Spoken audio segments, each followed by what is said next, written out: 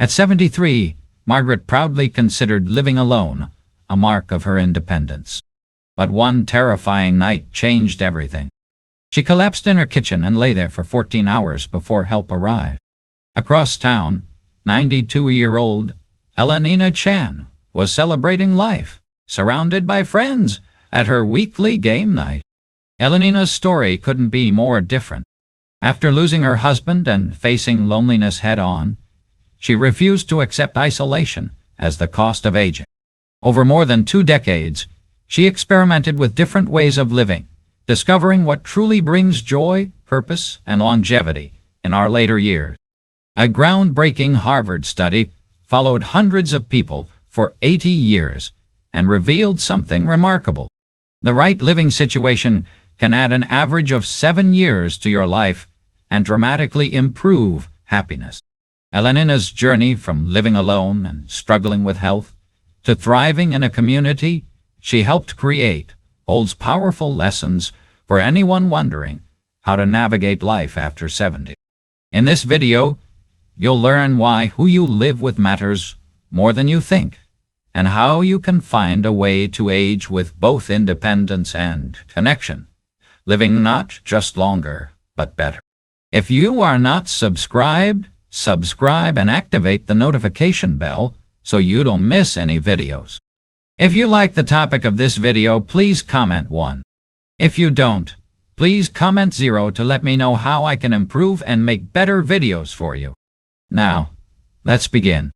For many Americans, the dream of retirement carries with it images of long, peaceful days, perhaps spent tending a garden, traveling, or finally catching up with friends and family. But for millions of older adults, reality proves more complicated and quietly difficult. As the years pass, the faces at the holiday table sometimes grow fewer. Friends move away or pass on. Children grow busy with lives of their own, scattered across states or even coasts. At first, this new chapter of independence feels like freedom. But all too often it quietly transforms into something much more dangerous. A silent epidemic that steals joy, health, and even years from our lives. The loneliness epidemic in seniors. After her husband died, Elenina Chen, the vibrant 92-year-old at the center of our story, found herself in a house that felt too big and far too quiet. Everyone thought I was fine. I told them I was fine, she remembers. But my body was telling a different story.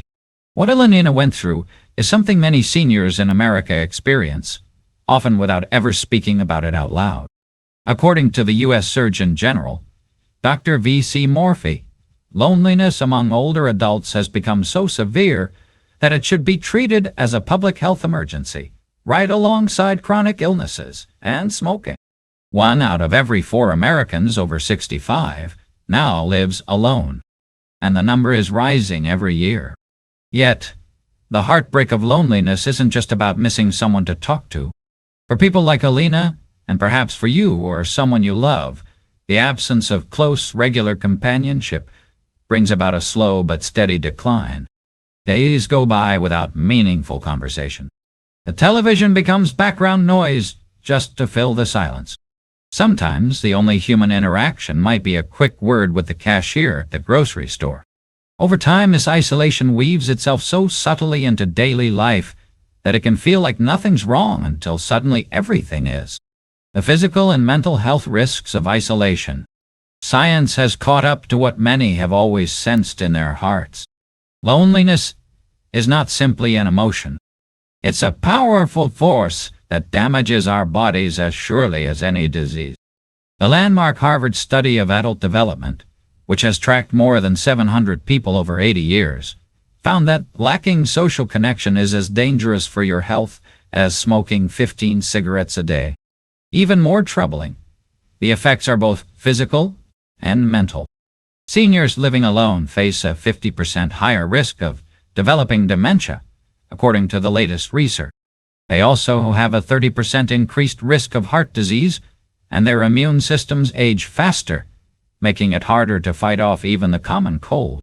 Elenina's own story paints a vivid picture of these truths. Within just 2 years of living alone after her husband's passing, she developed high blood pressure and insomnia. She began making more trips to the doctor. Simple things like finding the motivation to cook or leave the house became overwhelming. I was living, but I wasn't alive, she recalls now. The emptiness didn't look dramatic from the outside. No one would have known. But inside, stress hormones were quietly building up in her body, raising inflammation, wearing down her heart, and even clouding her mind. She began to withdraw, finding reasons not to join friends for lunch, skipping social events, and going days without a genuine heartfelt conversation. It turns out the body's reaction to loneliness isn't just emotional pain. It's a primal response hardwired by evolution. When we feel cut off from others, our bodies react just as if we were facing a physical threat. Stress hormones like cortisol flood the bloodstream, raising blood pressure and suppressing the immune system. Scientists at the University of Chicago discovered that perceived social isolation triggers the same internal alarms as standing in front of a wild animal. Our bodies brace for danger, even if that danger is simply the absence of a caring voice or the comfort of another person in the room. Why independence can become isolation. It's no wonder so many American seniors find themselves stuck in this invisible trap. Our culture, after all, values independence, perhaps more than any other. Aging in place is often seen as the gold standard, the proof that we are still strong and self-sufficient. Children and friends mean well when they encourage older adults to stay in their homes for as long as possible. But there's a hidden cost to this kind of independence, one that Elenina learned the hard way. I thought being alone was proof that I could take care of myself, she says. I didn't want to burden anyone, and I didn't want to admit I was struggling. But as weeks and months passed, she began to realize that independence, if it means isolation, isn't true freedom at all. Instead, it can quietly erode the very things we hope to preserve: our health, our happiness, and our sense of belonging. Society rarely talks about this trade-off, and even when it does, the conversation is often framed around practical matters. How will you get groceries? What if you fall? But the deeper questions: how will you find meaning? Who will celebrate your joys or sit with you through hard nights? Often go unasked. Yet, these are the questions that define our lives, no matter how old we are. As we move further into Elenina's story, we'll see how she broke free from this quiet crisis, not by giving up her independence, but by redefining what it meant. She found new ways to connect, new reasons to laugh and share, and ultimately a new vision of what aging could be. Her journey stands as a reminder to us all: the real danger isn't needing help. It's believing we should face the years ahead alone. 1. Moving in with family. After the slow ache of those lonely years, Elena knew something had to change. The silence in her house had become too heavy, her heartbeat echoing through empty rooms. It was her daughter Sarah who first brought up the idea, gently at first, as if testing the water. "Mom, maybe you'd feel safer with us. We'd love to have you." Sarah and her husband had even converted their basement into a warm, inviting apartment, just in case Elenina ever said yes. The move was bittersweet. On one hand, Elenina was leaving behind the house where she'd spent 3 decades of holidays, birthdays, and quiet mornings with her late husband. But the thought of Sunday dinners, laughter echoing up the stairs, and the daily rhythms of family life again pulled her forward. The transition started as a blessing. Sarah, ever the caretaker, made sure her mom felt needed and included. They shared meals most nights, and Elenina discovered a deep comfort in the routine: her granddaughter's footsteps racing down the hallway, the clatter of dishes in the kitchen, the hum of life all around her. For the first time in years, she felt not only safe, but truly woven into the fabric of someone else's day. The benefits of multi-generational living. At first, moving in with family was everything Elenina had hoped for. There was always someone nearby: a partner for conversation, a ride to the grocery store, or simply a companion to watch the evening news. Sarah confessed she finally slept more easily, knowing her mother wasn't alone.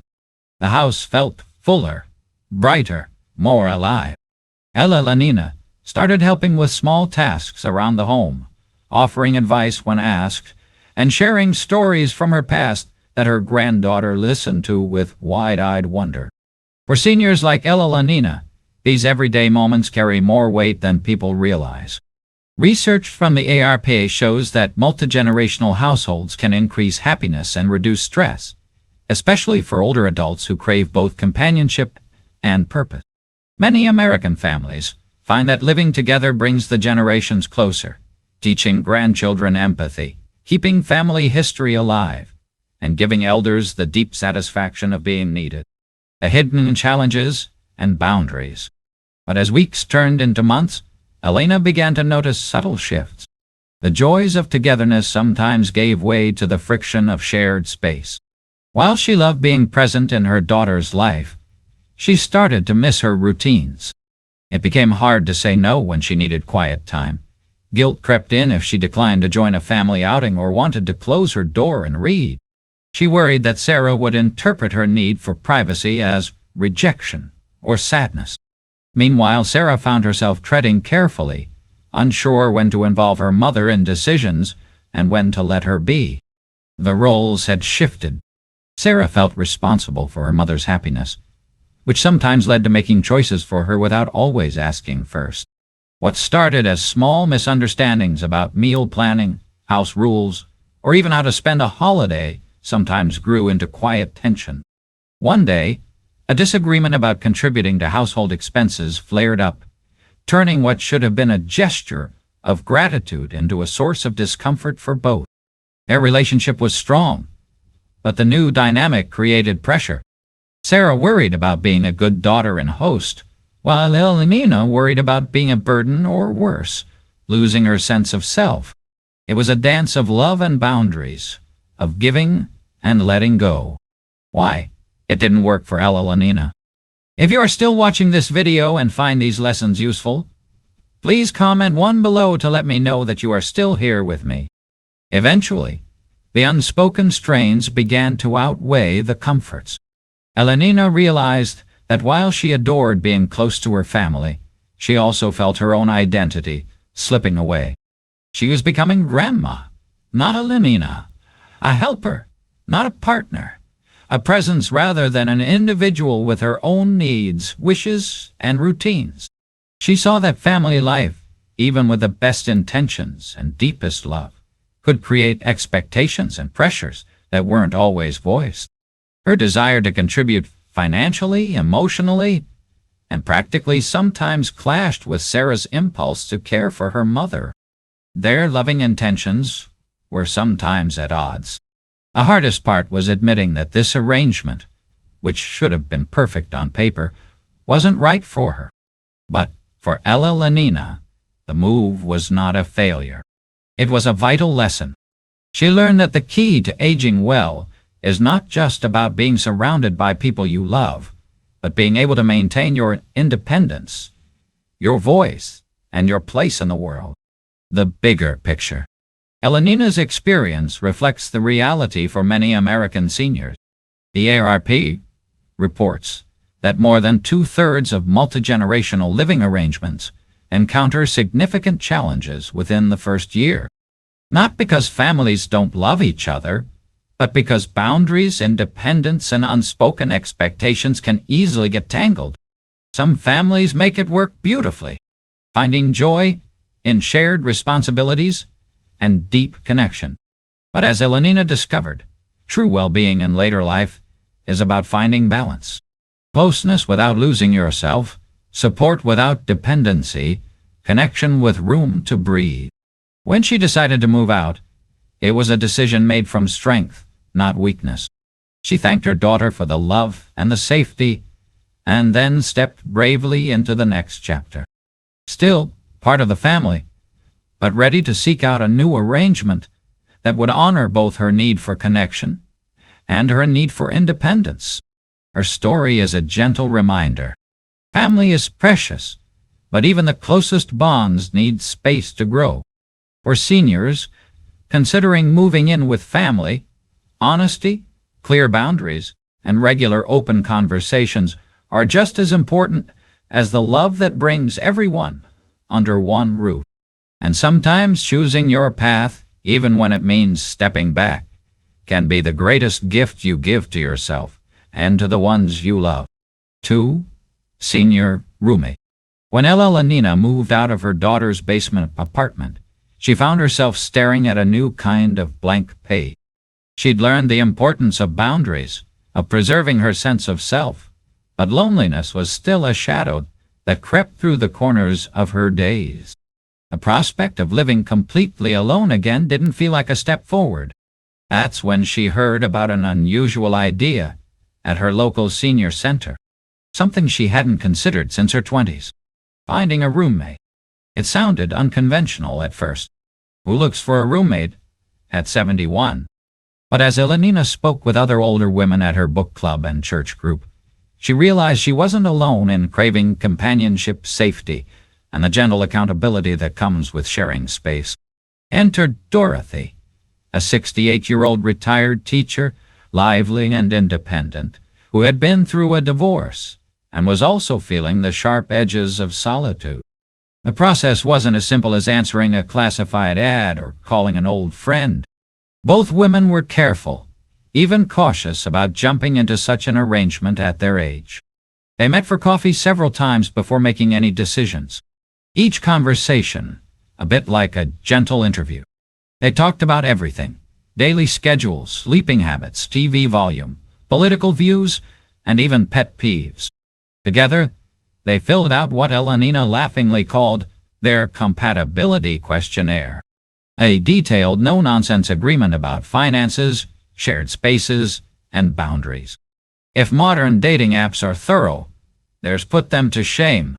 At the heart of their conversations was honesty. Dorothy was a morning person who liked to start her day with gardening and the radio playing softly in the background. Elenina was a night owl, more likely to stay up late reading and sip her coffee at noon. They decided that rather than seeing these as problems, they could be opportunities for peaceful coexistence, each respecting the other's routines, each maintaining private space, but both open to the possibility of shared moments and spontaneous friendship. When they finally agreed to move in together, the arrangement came with surprising relief. Suddenly, bills were cut in half. Utilities, rent, groceries, and the little things that used to feel overwhelming, like changing a light bulb or cooking a proper meal, became easy. Elenina took on dinner duties, happy to experiment with new recipes, while Dorothy handled breakfast and lunch. Each had her bedroom decorated to her taste, but the living room became a warm, communal space filled with books, laughter, and the comforting background noise of another person's gentle presence. The benefits stretched far beyond finances. There was always someone nearby, someone to check on you if you slept late, someone to call out to if you felt dizzy in the shower, someone to split a pot of tea or share a silly story from the news. The anxiety that had haunted Elenina when she lived alone faded away. No more worrying about what would happen in an emergency or whether days might pass without seeing a familiar face. She didn't feel like she was giving up her autonomy the way she sometimes did living with family. Instead, she had found a balance, independence within connection. With Dorothy, life was richer. They encouraged each other to try new things, volunteer at the library, join a painting class, take day trips to local museums or scenic parks. Sometimes they spent afternoons together chatting and laughing. Other times they each retreated to their corners, content in their separate peace. There was no pressure to perform or participate, only the steady assurance that someone cared. Of course, it wasn't all perfect harmony. There were moments of tension, a disagreement about how tidy the kitchen should be or when it was okay to invite friends over. But the compatibility agreement they'd worked on so carefully gave them a foundation for honest, respectful communication. When issues arose, they talked it out over tea, sometimes agreeing to disagree, sometimes finding a new compromise. The willingness to address small problems before they grew into bigger ones made all the difference. Their senior roommate arrangement lasted 2 years, and those years became some of the happiest in Elenina's recent memory. She discovered that chosen family, people you build deep bonds with, not just those you are related to, could be just as meaningful and life-giving as traditional kinship. Dorothy, for her part, became more than a roommate. She was a travel companion, a confidant, and a friend to share adventures and life's quieter moments with. When Dorothy eventually moved to be closer to her grandchildren, the goodbye was bittersweet. But the lessons from those 2 years stayed with Elenina. The value of clear agreements, mutual respect, and the courage to try something new even later in life. Studies back up her experience.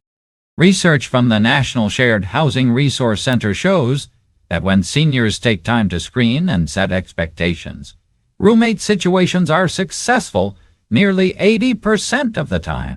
For Elenina, having a roommate wasn't about filling a room. It was about filling a life with laughter, security, and the gentle comfort of everyday connection. She learned that you're never too old to build new friendships, never too old to share your life with someone, and never too old to redefine what home means. That chapter, unexpected and brave, opened her heart to possibilities she'd never imagined, proving that even in our golden years, companionship is a gift we can still give ourselves. 3.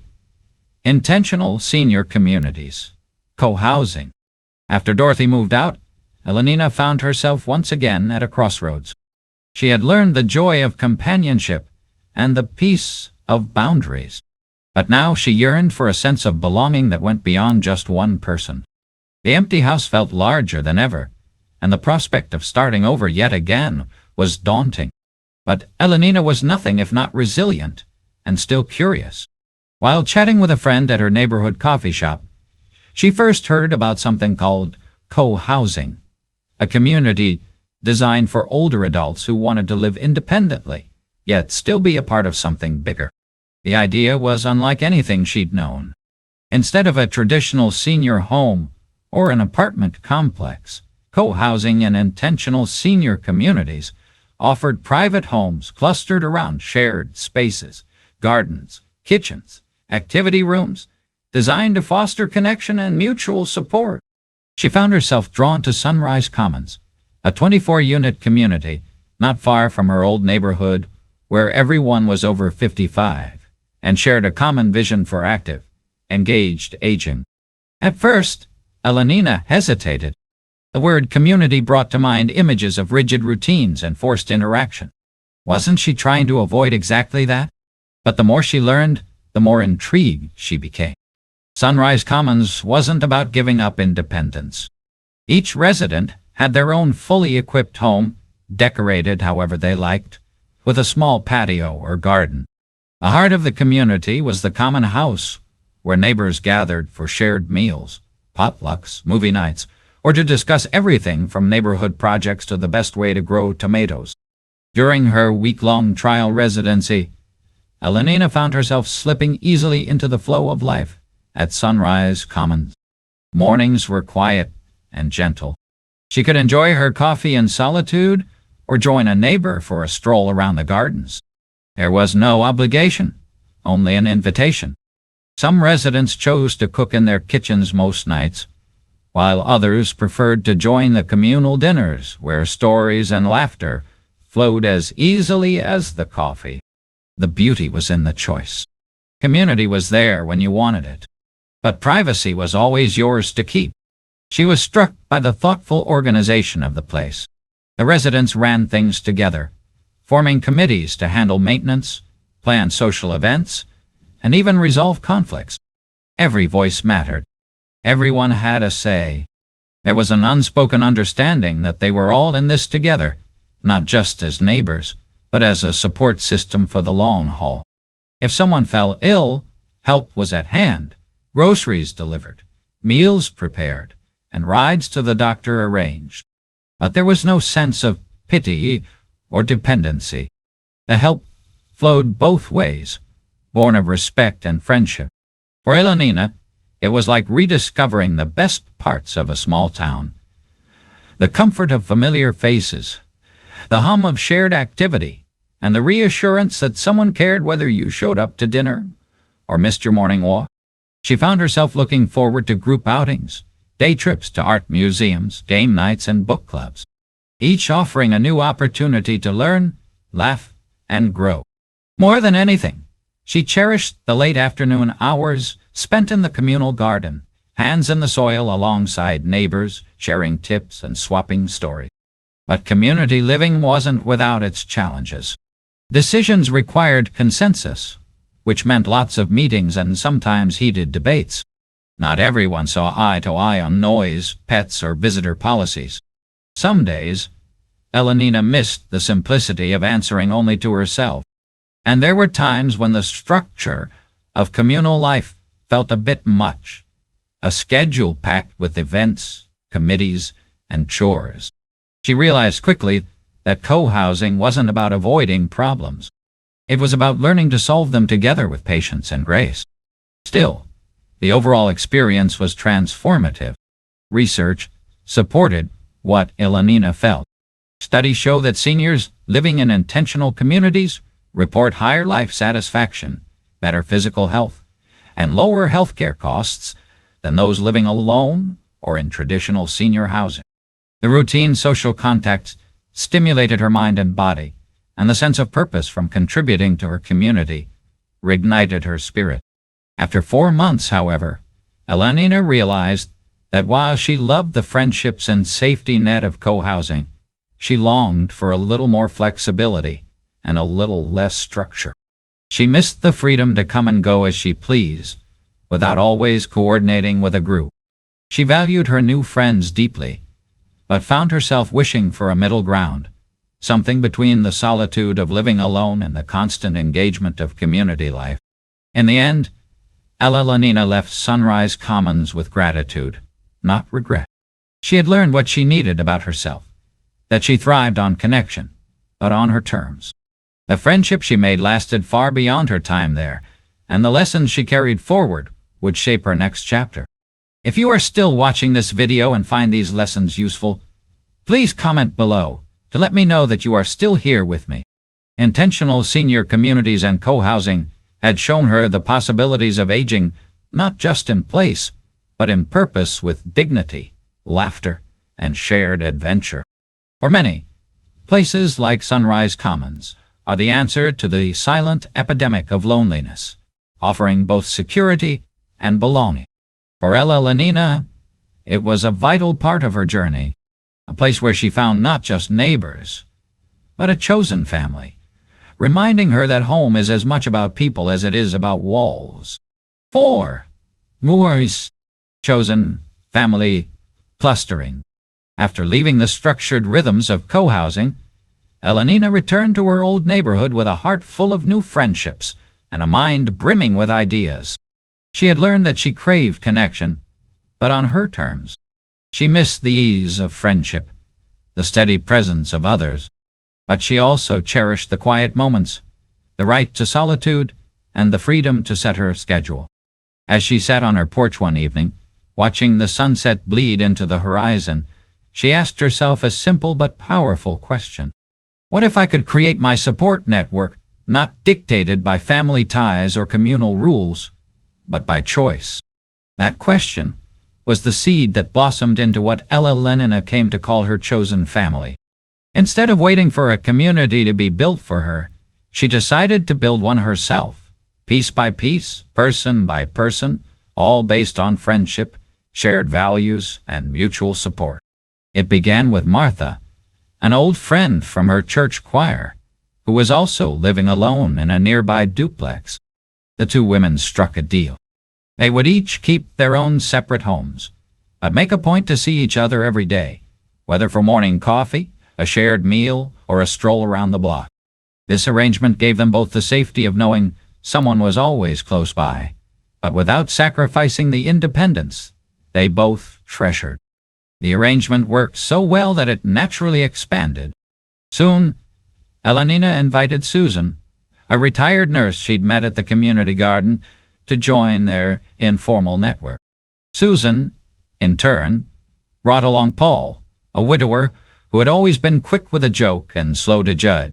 Before long, there were 6 of them, a lively crew of single seniors, each with their quirks and preferences, but united by a desire to look out for one another.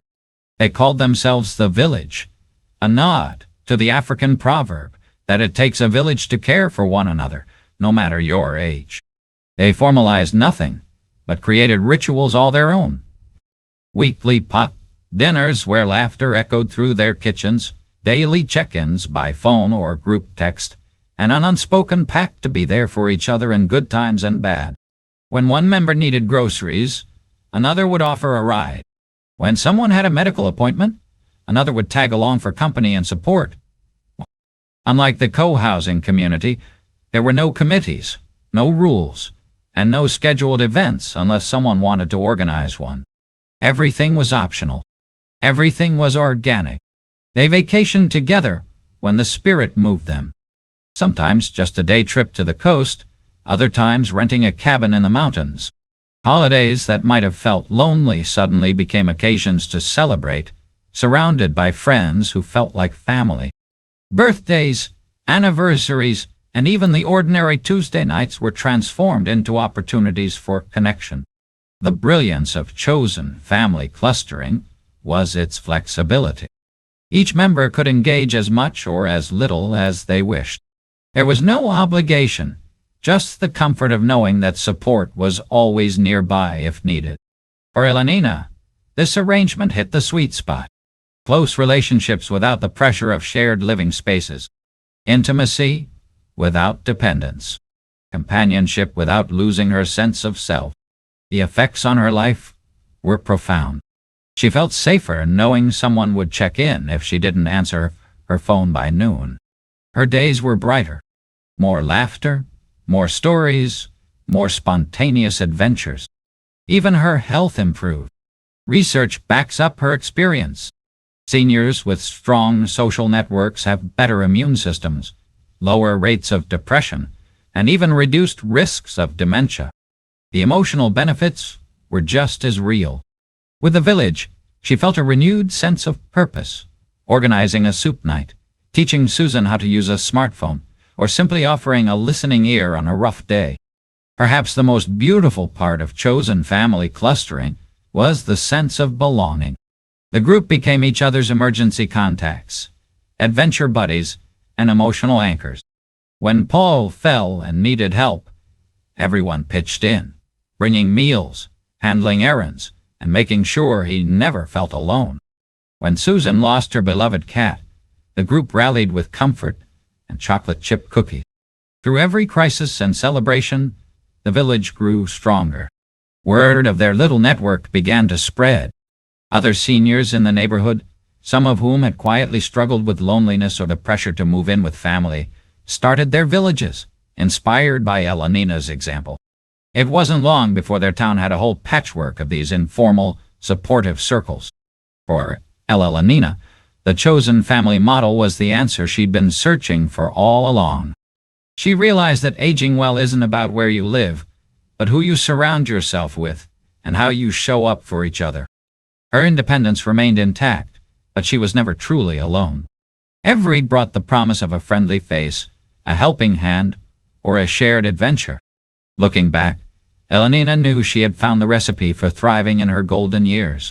A chosen family, hand-picked and heart-held, where love was a matter of daily choice and home was defined by connection, not by walls. As Elenina's village blossomed and her days filled with laughter and purpose, she began to wonder, was there a deeper reason her new life felt so vibrant? She wasn't just imagining the boost in energy or her renewed zest for living. Science, it turns out, was already ahead of her, mapping the profound ways that meaningful relationships don't just color our days. They can add years to our lives. A Harvard study on longevity. Long before social media, before senior centers dotted the landscape, a group of Harvard researchers began a quiet revolution. In 1938, they started the Harvard Study of Adult Development, tracking over 700 people across more than 8 decades from young adulthood to old age.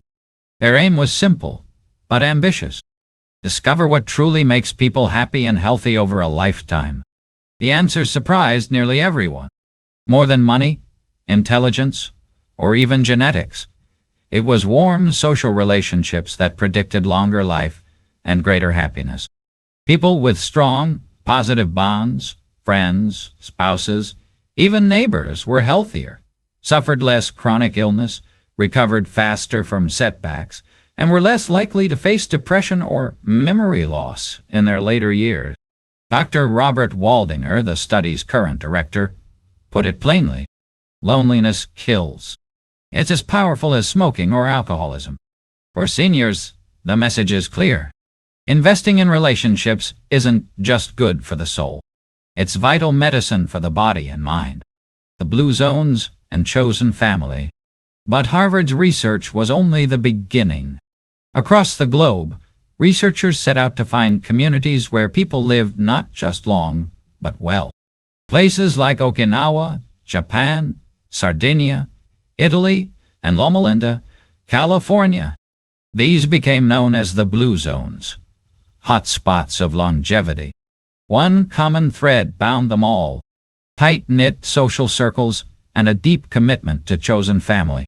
In Okinawa, the elderly form lifelong groups called moe da, friends who support one another emotionally and even financially. In Sardinia, elders gather in the town square every evening to share stories and laughter. These relationships are no accident. They are woven deliberately into the fabric of daily life, ensuring that no one ages alone. In each Blue Zone, elders with strong social ties are less likely to suffer from heart disease, dementia, or depression, and their sense of purpose keeps them active well into their 90s and beyond. When Elenina learned about these cultures, she saw her own village reflected in them. The idea that we can choose our family, that connection can be built at any age, became not just a comfort, but a life-affirming truth. Neuroscience of social isolation versus connection. Beneath the surface, something even more fascinating is at work. Neuroscientists at UCLA and elsewhere have discovered that our brains are quite literally wired for connection.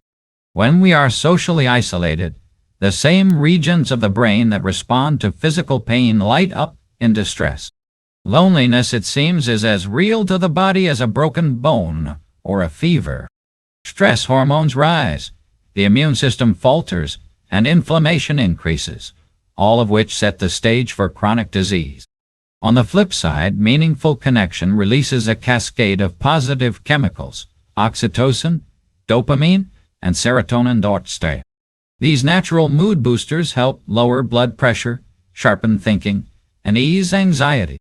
For seniors, this means that building and maintaining relationships isn't just nice. It's a powerful prescription for better health, sharper minds, and a longer life. Impact on cognitive health and dementia risk. Perhaps nowhere is the power of social connection more evident than in the aging brain. Multiple studies have shown that seniors who engage in regular, meaningful social interaction retain better memory, process information faster, and are at significantly lower risk for dementia, even if they carry genetic risk factors. It's not just the quantity of social contact that matters, but the quality. A few close, supportive friendships can protect the brain more effectively than a large network of shallow acquaintances. Elenina herself noticed the change. The more she connected with her chosen family, the clearer her mind felt, the easier it became to recall names, details, and even beloved old recipes. Conversation and shared laughter acted like exercise for her memory, keeping her engaged and mentally agile. The health benefits of social capital. Researchers often talk about social capital, the invisible but powerful network of support and trust built up through relationships. Seniors with high social capital don't just live longer. They live better. They recover faster from illness, report less pain, sleep more soundly, and maintain their independence longer. A study from the University of Michigan found that seniors with strong social networks add on average 2.5 years to their lives. The benefits compound year after year, creating a virtuous circle. The more you invest in relationships, the more you reap in health and happiness. For Elenina and her friends, the science was now personal. Every group dinner, every ride to a doctor's appointment, every shared joke was building something powerful, an invisible shield against the ravages of age. Her story wasn't just a testament to resilience, but living proof of what the best science now says. We age best when we age together with open hearts and outstretched hands. As she sat surrounded by her chosen family, Elena felt a quiet certainty. The path to a long, meaningful life isn't found in solitude, but in the warmth of relationships, chosen, cherished, and nurtured day after day. As the years passed and her journey through different living situations unfolded, Elenina found herself fielding more and more questions from friends and neighbors.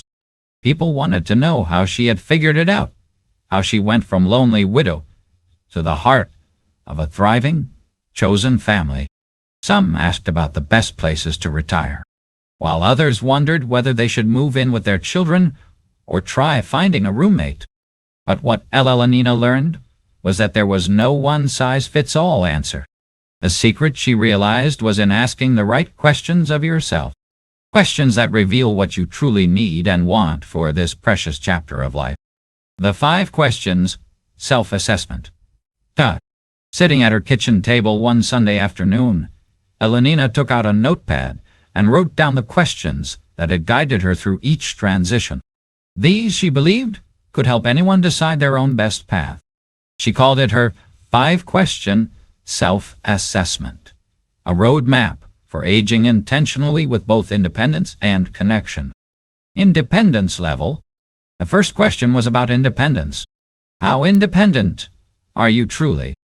She'd ask her friends, encouraging them to look honestly at their physical health, finances, and emotional resilience.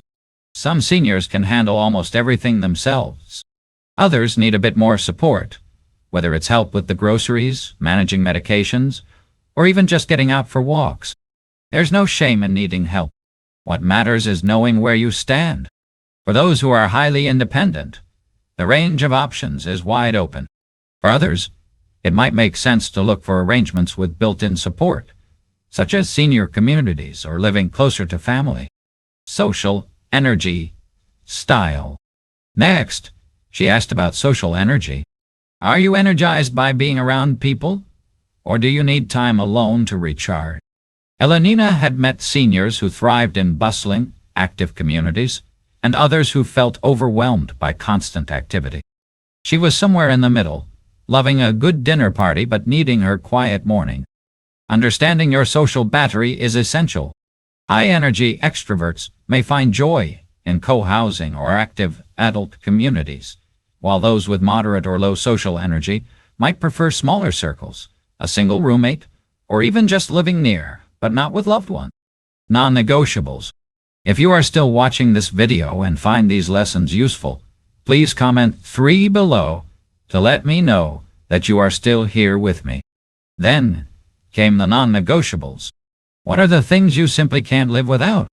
Elenina had a short list. A private space to call her own, the ability to make her own decisions, enough financial independence to not feel like a burden, regular meaningful social interaction, and the assurance that someone would check in if she needed help. She encouraged her friends to make their lists and to be honest about what they couldn't give up. These are the anchors that will keep you steady no matter how life changes. Risk tolerance. The 4th question was about risk tolerance. How comfortable are you with new situations and change? Some people find it thrilling to try new things, move to new places, and meet new people. Others find such changes stressful or even frightening. Elenina knew she could handle a moderate amount of risk. That's what made her village experiment possible. For seniors who prefer stability, starting with smaller, safer changes, such as short trial periods or part-time co-living, can be much less daunting. Legacy vision. Finally, she asked about legacy. How do you want to spend your remaining years? What story do you want your life to tell? Some people want to invest deeply in their families, cherishing every grandchild's soccer game and holiday meal. Others want adventure, travel, new friendships, or creative projects. Some dream of giving back, volunteering, or becoming a mentor. For Elenina, legacy meant being an example of joyful aging, living with intention and grace, and helping others find their paths. Try small experiments first. With these 5 questions answered, Elenina always encouraged people to start small. Don't rush into anything permanent, she'd say with a warm smile. Try it out first. This could mean spending a week or 2 with your family, a trial residency in a co-housing community, or simply starting a weekly dinner with neighbors to see how it feels to be more connected. Sometimes the best answers come from experience, not theory. She also believed in making changes gradually. Just as she had tested each living arrangement before making it permanent, seniors can dip their toes into new waters, hosting a friend for a week, joining a new social club, or sharing responsibilities with a neighbor. These small experiments can help reveal what truly works and what feels right in your bones. Balancing independence and connection. Most importantly, Elenina knew that the best living arrangement was the one that honored both independence and connection. You shouldn't have to sacrifice your dignity or your privacy for companionship, nor should you choose isolation just to prove your strength. The right solution will feel like a balance, a place where you are supported, respected, and free to be yourself. Her self-assessment wasn't just a list of questions. It was an invitation to dream, to plan, and to take charge of your own aging story.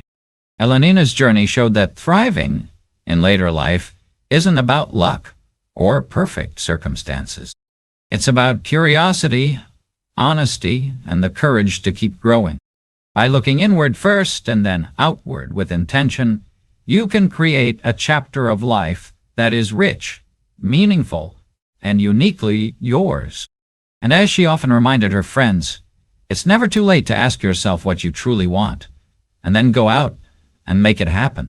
As Elenina reflects on her remarkable journey, she realizes how much her life has transformed since those quiet, lonely years after her husband's passing.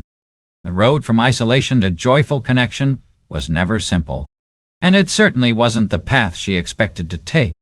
Yet every experiment, whether living with family, sharing a home with a roommate, joining a co-housing community, or building her own chosen family, taught her something new about herself and the meaning of true belonging. Her health improved, her energy returned, and a sense of purpose grew stronger with every laugh shared and every hand held. What Elenina discovered is a lesson that resonates far beyond her own story. In the end, it isn't about where you live, or even who you're related to. It's about the quality of the relationships you nurture and the community you choose to build around you. Aging doesn't have to mean fading quietly into the background. With intention and a bit of courage, your golden years can be filled with adventure, warmth, and genuine connection.